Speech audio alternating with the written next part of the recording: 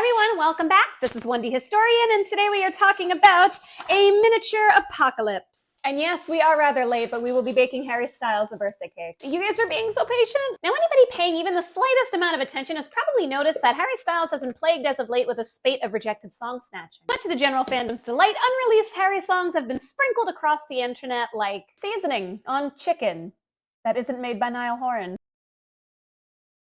Not one person is surprised by any of this, and I'm sure Harry isn't either. Because not only did One Direction's career start with a leaked song after their X Factor winner single released under mysterious circumstances, despite the fact that they didn't actually win the X Factor, but also 4 out of One Direction's 5 albums found their way into the fans' hands ahead of release schedule. Happy 1D leak day! One Direction's album 4 leaked on the internet, and it's like the worst quality known to man. One Direction's full album, Midnight Memories, leaked online 7 days early. Even in their solo careers, the boys still haven't managed to keep their music locked down. But the first of the boys to suffer a solo leak was arguably Harry. On June 13th of 2013, whilst One Direction was in Florida performing their Take Me Home North American tour, a strange song appeared on YouTube titled Don't Let Me Go featuring Harry Styles. The audio was of a simple song demo recorded on perhaps the cheapest microphone in history. Don't let me go. Featuring a piano, a drum machine, and vocals singing a plaintive, heart-wrenching ballad. Whilst many fans fell immediately in love with the song, some still had doubts as to whether it was really Harry on the track or Harry sound-alike, because we often had to deal with Harry sound-alike. But I do think that for most of us, even with vocals through a potato microphone, they were undeniably Harry. And only a few hours after the audio leaked, an official 1D spokesperson confirmed that it was in fact Harry singing on the track. And around the same time, the song's co-writer, Harry's friend Sam McCarthy, tweeted to thank everyone for their positive reactions and tagged Harry. And with that confirmation, even provided us with the additional insight that while he wrote the song, Harry had written most of the lyrics. The impact that this audio had on the fandom. What's happening? What's happening? What's happening? What's happening? What's happening? Ring it. What's happening? Answer.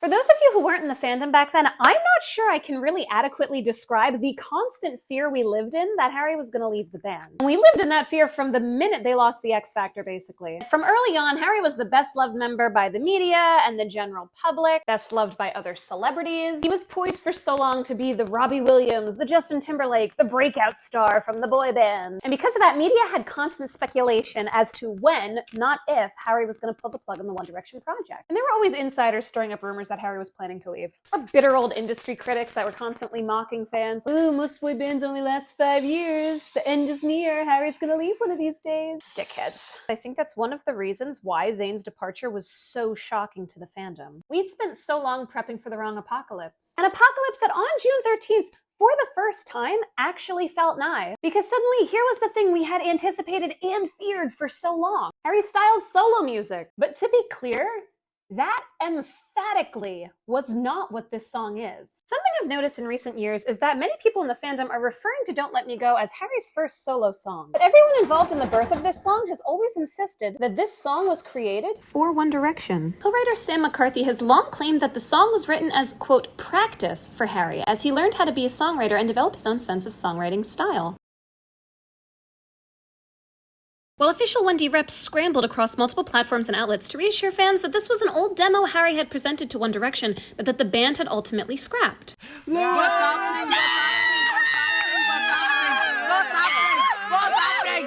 What's happening?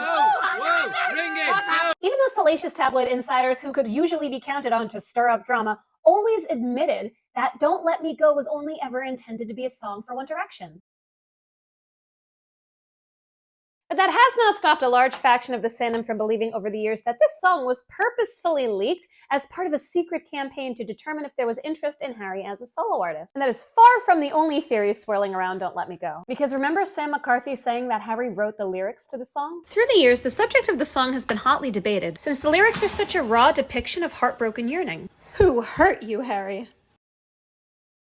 Some reports stated that the song was actually inspired by the death of Harry's cousin. But given that the lyrics, 1, heavily imply a romantic nature, and 2, paint the picture of a current active distance, few people bought into this story. The prevalent theory when the song first released was that it was about Taylor Swift. leaked. A theory that gained traction largely because the song leaked only a couple months after the Haler debacle came to a sudden and dramatic end. But that theory was basically quashed with the 1D representative's statement, as the rep said that the song was written a year and a half before, meaning it had been written and recorded in late 2011. However, because the timeline places the song in 2011, the song has long played a significant role in Larry theory, and is often cited as a significant early proof. As far as I know, Harry has never come out to discuss this song in any meaningful detail, or at least not in any way that was specific and direct. Absent that, it continues to be both an enduring fandom mystery and just an absolutely incredible piece of music from a very young Harry Styles.